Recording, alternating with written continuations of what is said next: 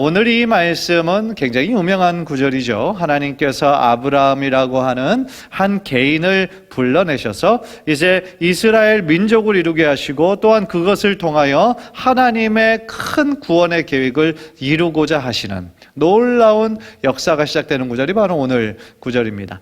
그러니까 창세기 1장부터 11장까지는 아직 아브라함이라고 하는 한 개인이 나오기 전에 어떻게 보면 전체의 어떤 역사였죠. 그래서 하나님의 창조가 있었고 또 최초의 인류인 타락이 있었고 그 다음에 홍수가 있었고 또 바벨론 그런 사건이 있었고 그러면서 이 시대가 흘러갔었는데 이제 하나님께서는 아브라함이라고 하는 한 개인을 불러주시는 그러한 대목인 거죠. 그래서 오늘 아브라함의 소명과 또한 순종을 통하여 또 우리들에게 주시는 하나님의 뜻이 무엇일까? 우리가 또 경청하는 가운데 하나님이 주시는 깨달음과 또한 은혜가 있는 복된 시간이 되시기를 주님의 이름으로 간절히 축원합니다. 우리 첫 번째로 이 말씀에서 깨닫는 것은요, 하나님의 사람은 어떤 사람이냐? 오직 하나님의 말씀을 따라 떠날 수 있는 사람이다라는 거예요. 1절을 보세요. 여호와께서 아브라함에게 이르시되 너는 너의 고향과 친척과 아버지의 집을 떠나 내가 내게 보여줄 땅으로 가라. 그러니까 이 명령을 좀 간단하게 우리가 좀 풀이해 보면 누가 내 뒤에 있든지 상관하지 말고 떠나라 그런 뜻이에요. 뒤를 돌아보지 말고 누가 내 뒤에 있는지 누가 남았는지 신경 쓰지 말고 계산하지 말고 너는 떠나라. 내가 내게 지시하는 땅으로. 그 말씀인 거죠. 그 땅은요, 셈의 후손들이 많이 거주하는 땅이에요. 노아의 세 아들 셈, 함, 야벳 중에서 하나님의 그 축복을 많이 받은 그 후손이 누굽니까? 셈이잖아요. 이 셈의 족속이 많이 살던 곳이 바로 이 아브라함의 그런 친척들이 많이 머물던 메소포타미아 그런 땅이었어요. 따라서 아브라함의 친척도 많이 있었을 뿐만 아니라 당시에 가족과 친척들의 존재가 서로에게 굉장히 큰 힘이 되는 그런 존재였기 때문에 이 고대 시대에 아무것도 개발되지 않을 때에 그들의 보호와 이런 인도와 그런 바운더리를 떠나서 전혀 모르는 땅으로 간다라는 것은 엄청난 모험이었다라는 거죠. 그런데 하나님께서는 그렇게 떠나라고 말씀해 주시는 거예요. 왜 그러셨을까요? 아마도 하나님께서는 지금 그 아브라함과 그의 가족들, 친척들이 머무는 그 땅이 아무로 죄악에 가득한 그런 세상이었기 때문에 거기서부터 좀 구별되는 삶을 살기를 하나님께서는 원하셨던 것 같아요. 그 당시에 갈대아 우르와 하란 땅은 하나님을 모르는 자들 그리고 이방 족속을 섬기는 자들로 가득했던 그런 땅이었거든요. 따라서 하나님께서는 아브라함을 그 죄악의 땅 속에서 불러내어 주셔서 하나님께서 이제 새롭게 일하실 하나님 새로운 구원을 이루실 그 약속의 땅으로 이끄신다라는 거예요. 그런데 중요한 건 뭡니까? 하나님께서 가라고는 하셨는데 그곳이 어디인지는 장소를 말씀하지 않으셨다 하는 거예요. 생각해 보세요. 아브라함이 아무리 믿음이 있다 할지라도 내가 순종은 하겠지만 어디로 가야 합니까? 이것은 1차적으로 나오는 궁금한 거잖아요. 그런데 그 목적지가 어딘지도 모르고 떠난다라는 것은 이거는 참 쉽지 않은 일이라는 것이죠. 어떻게 보면 하나님은요, 처음부터 그 아브라함의 믿음을 시험하시기 위해서 어디로 가야 할 땅의 그 이름조차 말씀하지 않으신 상태로 그에게 순종을 요구하시는 거예요. 그런데 놀라운 사실은 뭡니까?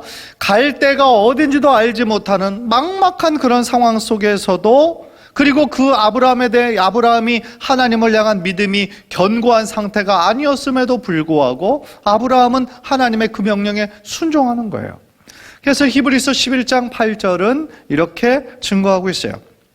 믿음으로 아브라함은 부르심을 받았을 때에 순종하며 장래의 유업으로 받을 땅에 나아갈새 갈 바를 알지 못하고 나아갔으며 갈 바를 알지 못하고 갔다는 거예요.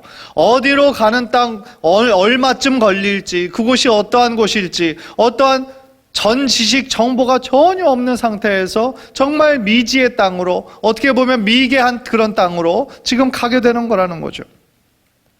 정말 하나님을 완전한 하나님으로 온전한 그런 믿음이 있는 것은 아니었지만 그럼에도 불구하고 그 하나님 절대자 하나님께서 이끄시는 대로 순종하는 이 아브라함의 모습 가운데 참 어떻게 보면 참 대단하다라는 것을 느끼게 되는 것이죠. 또한 아브라함의 그 순종의 이면에는 뭐가 존재했냐면 당장 눈앞에 보이는 어떤 행복, 어떤 안전보다 하나님 안에서의 그 영원한 행복을 바라보면서 용기를 가지고 나아갈 수 있도록 그 아브라함을 권고하신, 아브라함의 그 마음을 주장해 주신 우리 하나님의 크신 사랑의 역사가 있었다라는 것을 우리가 예상할 수 있었다라는 거죠. 왜냐하면 제가 지난번에도 말씀드렸던 것처럼 아브라함은 제일 처음부터 믿음이 좋은 사람이 아니었거든요. 하나님이라는 절대자의 그 존재를 아는 그런 지식이 전혀 없었던 사람이죠. 그런데 하나님께서 그 아브라함을 믿음의 사람으로 삼으시기로, 믿음의 조상으로 삼으시기로 선택하시고 그를 하나하나 준비시켜 주시고 믿음을 주시는 그런 하나님의 세밀한 모습을 우리 이 본문을 통해 그 숨겨진 이면을 우리가 보게 된다라는 것이죠. 그러면 하나님께서 지시할 그 땅은 어디입니까? 우리가 다 아는 것처럼 바로 가나안이에요. 그 땅에 들어가기 위해서 아브라함은 자신을 지켜주고 있던, 지탱해주고 있던 그 모든 본토, 친척, 아비집을 떠나서 그 땅으로, 하나님 지시한 땅으로 갔어야만 됐다라는 거예요. 어떻게 보면 아브라함, 오늘 본문에 나오는 아브라함뿐만 아니라 이 믿음의 사람들 전체를 보면은, 이 기독교의 역사 전체를 보면 사실은 떠남의 역사 같아요. 떠남의 역사. 본절에 아브라함도 본토 친척 아비집을 떠나라는 하나님의 명령을 따라 순종하고 떠났잖아요. 또 아브라함의 조카 롯도 소돔과 고모라 땅이 죄악으로 관영한 땅이어서 하나님께서 유황불로 그 치실 것을 알고서는 그 롯은 자신의 가족들을 데리고 그 땅을 떠났잖아요. 또 더 나아가 출애굽기에서는 이스라엘 민족 전체가 그 죄와 억압으로 가득한 그 애굽 땅을 떠나는 그런 역사가 바로 출애굽기잖아요.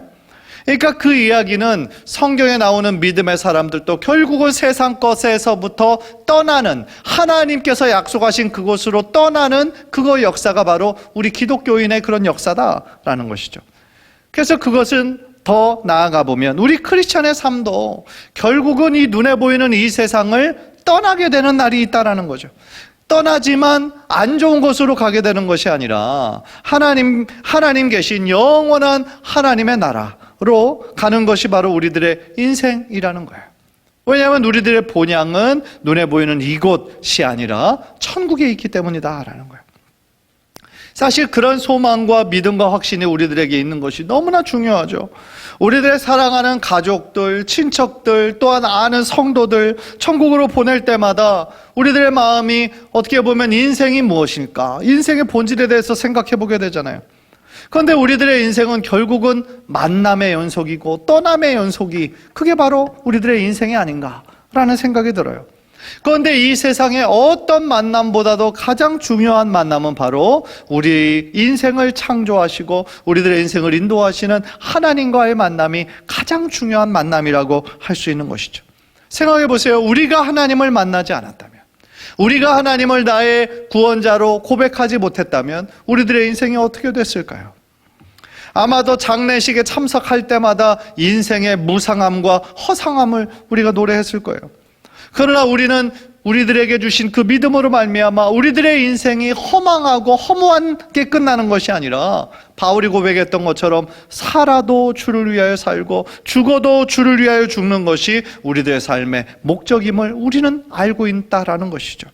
그것을 믿는 믿음이 있기 때문에 우리들 주변에 가까웠던, 우리들의 사랑했던 가족들, 친척들이 돌아가셔도 그것은 영원한 이별이 아니라 잠깐의 이별이라는 것을 알기 때문에, 우리 모두 주님 안에서 다시 만날 것을 믿는 믿음이 있기 때문에 우리에게 그것은 물론 인간적으로는 슬프지만 또 하나 소망을 갖게 되는 이유가 된다라는 것입니다. 따라서요, 우리들 믿는 자들의 삶의 참 행복은 어디 있는 거느냐? 바로 하나님께서 우리로 하여금 있으라 하는 곳에 있는 것, 하나님께서 우리에게 하라고 하신 일을 우리가 하는 것, 그것이 바로 우리들의 인생의 참 행복이다라는 거예요. 그리고 우리들의 인생의 때가 마치고 하나님께서 우리들에게 주신 그 소명을 다 이루었다고 생각될 때에 하나님께서는 우리를 부르실 거라는 거죠. 그럴 때 하나님 우리를 부르실 때에 그때가 언제인지 우리는 알 수 없으나 우리가 하나님께 찬양과 영광을 올려드리며 나아가야 된다라는 것이죠. 따라서 우리는 오늘 이 말씀에 비추어서요, 우리 인생의 모습을 한번 진지하게 생각해 보았으면 좋겠어요. 하나님의 사람은 어떤 사람이라고 제가 말씀드렸냐면 하나님의 말씀을 따라 떠나는 사람이다 라고 말씀을 드렸는데, 여러분은 과연 그러한 믿음이 있느냐는 것이죠. 우리는 과연 어디로 떠날지 알지 못하지만 하나님께서 가라고 하는 곳에 갈 수 있는 그런 믿음이 있느냐라는 거예요. 그런데 이 말씀을 한번 적용해 보면서 이 떠남이라는 것을 어떤 물리적인 떠남이라고만 이해하지 말고, 장소의 이동으로만 얘기하지 말고, 더 나아가 이렇게 한번 적용해 봤으면 좋겠어요. 우리가 마땅히 떠나야 하는 영역에서 혹시 떠나지 못하고 있는 부분은 있지 않은가? 여기까지 한번 나아갔으면 좋겠어요. 예를 들어 나의 어떤 죄의 문제예요.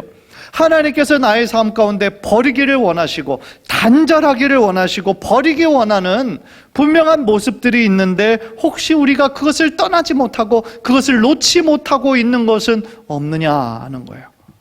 나의 욕심, 나의 어떤 교만함, 거짓말하는 거, 남을 정죄하고 판단하는 거, 시기하고 질투하는 거, 하나님께서 분명히 그런 모습을 내려놔라, 변해라, 그 모습에서 단절해라 말씀하시는데 우리가 여전히 붙잡고 있는 그런 것은 없느냐 하는 거죠.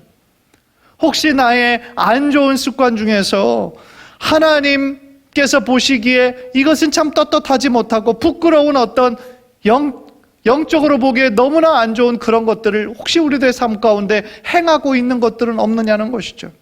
그것은 나의 영적인 게으름의 문제가 될 수 있죠. 말씀을 읽어야 하는 것을 알면서도 읽지 않는 것, 기도해야 되는 것을 알면서도 기도하지 않는 것, 사실 그런 것들도 우리가 버려야 할, 떠나야 할 그런 안 좋은 습관이라는 거죠. 간절히 바라기는 우리 믿는 자들의 삶의 모습 속에서 오직 하나님의 말씀 따라 우리가 순종하는 그런 인생이 되어서 우리들의 어떻게 보면 짧은 우리 이 인생을 허비하지 말고 오직 주님 주신 소명과 사명을 온전히 이루어드려 하나님께 영광 올려드리는 우리 귀한 성도님들 모두 되시기를 주님의 이름으로 간절히 축원합니다. 우리 두 번째로 오늘 본문에서 깨닫는 거는요, 우리가 하나님의 그 부르심에 순종할 때에, 이 아브라함처럼 하나님의 부르심에 순종할 때에 하나님은 반드시 그 부르심에 순종한 우리들에게 축복을 주신다라는 거예요. 이거는요, 성경 전체에 나오는 하나님의 그 뜻에, 하나님의 부르심에 순종하는 자에게는 하나님께서 그 자를 반드시 기억하시고 축복하시는 거라는 것을 우리가 알 수 있어요.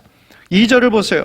내가 너로 큰 민족을 이루고 내게 복을 주어 내 이름을 창대하게 하리니 너는 복이 될지라. 얼마나 귀한 말씀이에요. 여러분, 그 예전에 찬송가 1장 만복의 근원 하나님을 우리가 찬양을 했어요. 모든 복의 근원이 되시는 분이 누구시다? 하나님이시다라는 거예요. 그러니까요, 하나님은 만복의 근원이 되실 뿐만 아니라 우리로 하여금 그 복을 누리는 것을 기뻐하시는 분이세요.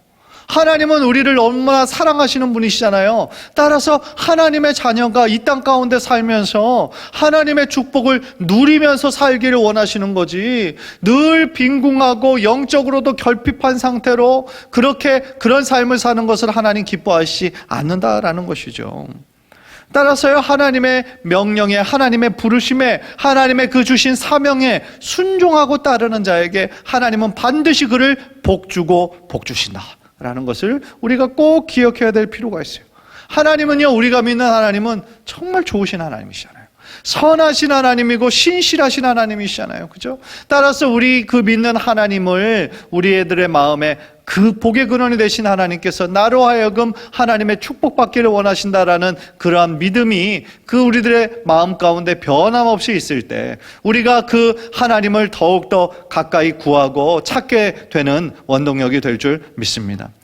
그래서요, 하나님께서 이 아브라함에게 어떤 복을 주셨느냐? 먼저 그에게 큰 민족을 이루게 하는 그런 축복을 주셨어요. 내가 너로 큰 민족을 이루겠다 말씀해 주시잖아요. 그런데 아브라함의 입장에서, 당시 아브라함의 입장에서 이 하나님의 약속을 들었을 때 사실은 참 황당하게 들리는 하나님의 약속이었을 거예요. 당장 자식이 한 사람도 없는데요, 그런데 어떻게 이 많은 민족을 이룰 수가 있었겠어요? 더구나 아브라함이 그 하나님의 부르심을 받았을 때는 나이 많아 늙었어요. 또한 자신의 아내 사레도 과학적으로 보았을 때는 아기를 낳을 수 없는, 그런 낳을 확률이 0%인 그런 상황인 거예요. 그런데 그런 상황 가운데서 하나님께서 큰 민족을 이루어주겠다라는 그 약속이 어떻게 보면 참 믿기 힘든 약속이었죠.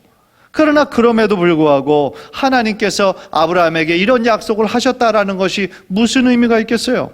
큰 민족을 이루는 것은 아브라함의 능력이 아니라는 거죠. 인간적으로 볼 때는 그것은 불가능한 것이라는 거죠. 따라서 그 불가능해 보이는 것은 오직 누가 하실 수 있다? 하나님만이 하실 수 있다는 것을 보여주기 위해서 이 약속을 하셨다라는 거예요. 그러니까 인간적으로 아무리 노력해도 할 수 없는 그 상태에서 하나님만이 줄 수 있는 기적을 주심으로 말미암아 하나님의 전지전능하심을 드러내기 위한 하나님의 깊은 뜻이 있었다라는 것이죠. 그런데 그 상황 가운데서 아브라함은 불가능해 보이는 그 약속을 바로 자신에게 주시는 말씀으로 받은 거죠. 그래서 아브라함은 창조의 하나님을 믿은 거예요. 무에서 유를 창조해내시는 하나님의 능력을 믿은 것이죠. 어떻게 보면 참 순진해 보이기도 하고 그만큼 순전한 믿음이기도 한 것이죠. 그래서 하나님께서는 그 로마서 뒷자리에서 보니까 아브라함의 그런 믿음을 뭘로 여기셨다? 의로 여기셨다라고 말씀을 하신 것이죠. 이처럼 하나님께 인정받는 신앙, 하나님께서 의로 인정하는 신앙, 그것은 바로 어떤 신앙이에요? 바랄 수 없는 중에도 바라고 믿는 신앙, 그런 신앙이라는 거예요. 로마서 4장 18절 우리 한번 다 함께 한번 읽을까요? 시작. 아브라함이 바랄 수 없는 중에 바라고 믿었으니 이는 내 후손이 이같으리라 하신 말씀대로 많은 민족의 조상이 되게 하려 하심이라. 아멘.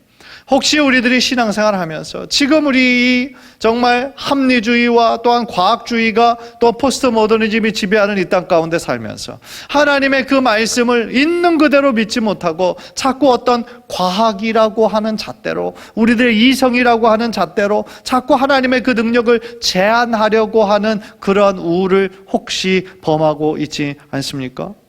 하나님은 과학보다 훨씬 크신 분이시죠. 하나님께서 그 모든 것을 창조하신 분이신데 과학이라는 것은 하나님의 능력을 담을 수가 없는 것이죠. 따라서 우리가 의학적으로 과학적으로 안 된다고 해서 우리가 기도도 해보지 않는다면, 기도도 하지 않고 포기해버린다면 하나님께서 그런 우리들의 믿음을 보시고 얼마나 안타까워하시겠어요. 하나님은 이 과학보다도 크시고 이 땅의 어떤 첨단 기술보다도 크시고 아무리 과학과 기술이 놀라운 속도로 발전하고 있다라고 할지라도 이 우주 만물을 창조하시고 지금도 다스리시는 그 하나님의 능력과 어떻게 비교할 수가 있겠냐는 거예요. 또 하나 하나님께서는 어떤 축복을 이 아브라함에게 주셨습니까? 아브라함의 이름을 창대케 해주셨어요. 즉 그의 이름을 위대하게 해주셨어요. 그래서 그때까지의 아브라함의 이름은 아브람이었어요. 아브람. 그런데 아브람을 아브라함으로 바꿔주셨어요. 아브라함이라는 이름의 뜻은 열국의 아비라는 뜻이에요. 또한 그는 동시에 하나님의 방백이라고 불렸고 더 나아가 하나님의 벗, 하나님의 친구라고 하는 참 놀라운 그 이름을 별명을 얻게 된 것이죠. 그리고 그의 아브라함의 믿음을 통하여 이스라엘이라고 하는 민족과 나라가 생기게 된 거고요. 또 우리 모든 믿음 신앙인들에게 믿음의 조상이라 일컬음을 받을 수 있는 놀라운 축복을 아브라함이 받게 된 것이죠. 얼마나 감사합니까? 따라서 하나님의 그 명령에 전적으로 순종했을 때 아브라함의 이름을 이렇게 창대하게 해주셨다라는 거죠. 이 사건을 보면서 제가 몇 주 전에 나눴던 그 바벨탑 사건이 또 생각이 나요. 바벨탑을 쌓을 때 그 인간들의 그 목적이 뭐라고 그랬어요? 자신들의 이름을 드러내려고. 자신들이 얼마나 위대한지 같은 언어로 저들이 하나님께 영광 올려드리려고 노력한 것이 아니라 하늘에 닿을 만큼 높이 쌓아서 자기네들이 얼마나 위대한지, 얼마나 이 기술이 뛰어난지 그것을 남기기 위해서 그 바벨탑을 쌓았다고 그러잖아요. 그러니까 인간이라는 존재가 얼마나 그 속에 참 선한 것이 없는 것이죠. 그러나 그들이 그토록 자신들의 이름을 내고 자신들의 그 기술이 그렇게 뛰어난 것을 후세 대대로 알리고 싶었지만 그 결과는 어떻게 됐어요? 하나님께서 그들을 완전히 흩어버리셨잖아요. 그래서 단 한 사람도 이름을 남기지 못했어요. 성경에 단 한 사람의 이름도 기록되지 않았어요. 왜냐하면 그것이 하나님의 뜻이 아니었기 때문이죠. 그런데 반대로 자신의 이름이 드러나는 것에는 전혀 관심이 없고 노력하지 않았던 그 아브라함에게는 아브라함의 이름이 이처럼 몇천 년이 지난 지금까지도 믿음의 조상이라는 이름으로 그의 이름을 창대하게 해주셨다라는 것이죠. 우리가 이 사실에서 무엇을 깨닫습니까? 사람의 명예라는 거예요. 사람의 권위라는 것은요, 인간이 아무리 노력한다고 해서 그게 되는 게 아니라 하나님께서 세워주셔야 가능하다라는 거죠. 물론 세상에서는 돈과 성공의 원리로 그들이 이름이 막 성공한 사람으로 또 다른 사람들이 막 본받고 싶은 사람으로 그렇게 드러나는 경우가 있지만, 그러한 세상의 명예와 하나님께서 이토록 세워주시는 그런 명예를 어떻게 비교할 수가 있겠느냐는 것이죠. 마태복음 23장 12절, 우리 한번 화면을 통해 다 함께 읽읍시다. 시작. 누구든지 자기를 높이는 자는 낮아지고 누구든지 자기를 낮추는 자는 높아지리라. 아멘. 예. 놀라운 역설인 거죠. 야고보서 4장 10절 시작. 주 앞에서 낮추라, 그리하면 주께서 너희를 높이시리라. 이것이 영적인 법칙이라는 거예요. 자신의 이름을 스스로 높이려고 아무리 자랑하고 노력해도 하나님께서 세워주지 않으면 아무짝에도 쓸모가 없다라는 거죠. 하나님 앞에서 철저하게 낮추고 오직 하나님의 이름을 드높일 때에 하나님께서 그의 믿음을 보시고 그를 축복하실 뿐만 아니라 그의 이름을 창대케 해주신다라는 것이죠. 따라서 우리 귀한 성도님들도 언제나 하나님의 말씀에 최고의 권위를 두고 그 말씀에 순종할 때에 그런 우리들의 마음의 순종과 믿음을 보시고 하나님께서 여러분들 한 사람 한 사람의 이름을 창대케 해주시고 축복의 정말 대표가 되는 그러한 이름으로 하나님 삼아주실 줄 믿습니다. 간절히 바라기는 우리 사랑하는 성도님들 모두가 정말 여러분들의 이름 하나하나가 다 명예로운 이름이 되고 후손들에게 귀한 믿음의 본이 되는 그런 삶을 사시기를 주님의 이름으로 간절히 축원합니다. 마지막으로 오늘 본문을 통하여서 하나님께서 아브라함에게 어떻게 축복하셨느냐, 축복의 근원이 되는 그러한 축복을 허락하셨다라는 거예요. 우리 2절 한번 다시 화면을 통해 보세요. 내가 너로 큰 민족을 이루고 내게 복을 주어 내 이름을 창대하게 하리니 너는 복이 될지라. 너는 복이 될지라 그랬어요. 그전 버전 개역 한글판을 보니까 복의 근원이 될지라 그랬는데, 이 개역 개정 우리가 읽는 성경에서는 더 직접적으로 복이 될지라 그랬어요. 그러니까 아브라함이 다른 민족에 대해서 타인에 대해서 축복의 근원이 될 거다, 축복의 대명사가 될 거다, 축복의 통로가 될 거다, 그러한 하나님의 약속이라는 것이죠. 그래서 그 축복은 3절을 보니까 어떤 면에서 축복이 될 것인지 더 구체화해서 우리들에게 말씀해 주고 있어요. 3절 제가 읽을게요. 너를 축복하는 자에게는 내가 복을 내리고 너를 저주하는 자에게는 내가 저주하리니 땅의 모든 족속이 너로 말미암아 복을 얻을 것이라 하신지라. 아멘. 그러니까 하나님께서는 아브라함을 믿음의 조상으로 축복의 통로로 삼으셨기 때문에 그를 복을 내리는 자에게는 하나님께서 복을 내리시고, 혹시 아브라함을 저주하는 자에게는 하나님께서도 저주하겠다, 그렇게 약속해 주시는 거예요. 아까도 제가 잠깐 말씀드렸던 것처럼 아브라함은 하나님의 벗이라고 하는, 하나님의 친구라고 하는 그런 위대한 그런 별명도 갖게 되었다라고 말씀했잖아요. 무엇보다도 이 말씀의 후반부에서 이 땅의 모든 족속이 너로 말미암아 복을 얻을 것이라 약속해 주시는 거예요. 아브라함이라고 하는 한 개인을 통해서 그 땅의 모든 족속이 축복을 얻게 된다. 이 얼마나 놀라운 말씀이에요. 이것이 어떻게 가능해질까? 이것이 어떻게 가능해졌습니까? 바로 아브라함의 후손으로, 아브라함과 다윗의 자손으로 오신 예수 그리스도의 오심으로 말미암아 이 아브라함에게 주신 약속이 성취가 된 것이죠. 예수 그리스도를 구원자로 믿는 모든 자들에게 하나님께서는 하나님의 축복을 주시는 거죠. 따라서 우리들에게는 결국 믿음의 조상이 아브라함이라는 것이, 그것이 맞는 얘기고, 결국 우리들에게 가장 큰 축복은 뭡니까? 바로 아브라함의 후손이다라는 것이 아니라 아브라함이 믿었던 그 믿음을 우리도 동일하게 고백하고 있다라는 거죠. 하나님을 우리의 구원자로 또 예수 그리스도를 나의 구주로 모시는 그런 삶을 살고 있는 것, 그것이 우리들에게 가장 큰 축복이 되고 있다라는 것이죠. 갈라디아서 3장 7절에서 9절 제가 한번 화면을 통해 읽겠습니다. 그런즉 믿음으로 말미암은 자들은 아브라함의 자손인 줄 알지어다. 또 하나님이 이방을 믿음으로 말미암아 의로 정하실 것을 성경이 미리 알고 먼저 아브라함에게 복음을 전하되 모든 이방인이 너로 말미암아 복을 받으리라 하였느니라. 제일 마지막 우리 같이 읽죠. 시작. 그러므로 믿음으로 말미암은 자는 믿음이 있는 아브라함과 함께 복을 받느니라. 아멘.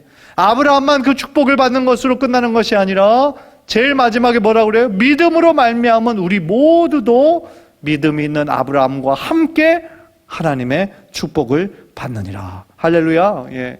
이런 믿음과 이런 약속이 우리들 모두의 삶 가운데 정말 구체적으로 일어나게 되기를 주님의 이름으로 간절히 축원합니다. 그런데 그래서 우리에게 매일매일 살아야 할 이유가 있는 거죠. 우리가 매일매일 정말 열심으로 소명을 다하여 최선을 다하여 살아가야 하는 이유가 바로 이것이라는 거예요. 무엇보다 예수 그리스도로 인한 이 축복을 바로 나에게서만 끝나는 것이 아니라 우리들 주변의 사람들에게, 아직도 예수 그리스도의 그 사랑을 모르는 많은 자들에게, 우리의 가족들에게, 또는 우리들의 자녀들에게 계속해서 이 복된 소식을 나눌 때에 하나님의 축복이 끝나지 않고 계속하여 이어지는 그러한 삶을 살 수 있기 때문에 그렇다라는 것이죠. 간절히 바라기는 우리들의 인생에서요, 사실은 무엇이 가장 잘한 것일까? 사실은 예수 믿은 게 아닐까라는 생각이 들어요. 우리가 예수 그리스도를 믿게 된 것처럼 더 큰 축복이 어디 있을까라는 생각을 하게 됩니다. 따라서 우리들의 삶에 정말 예수 그리스도를 믿게 된 것이 가장 큰 축복을 우리가 이미 받고 있다는 것을 우리가 깨달아서 그 축복을 계속해서 우리들의 정말 주변 가족들에게, 친척들에게, 친구들에게, 직장 동료들에게, 우리들의 자녀들에게 부지런히 나누어 주어서 우리도 아브라함처럼 축복의 근원이 되고 더 나아가 축복을 나눠줄 수 있는 축복의 통로와 같은 그런 삶을 사는 우리 귀한 성도님들 모두 되시기를 주님의 이름으로 간절히 축원합니다.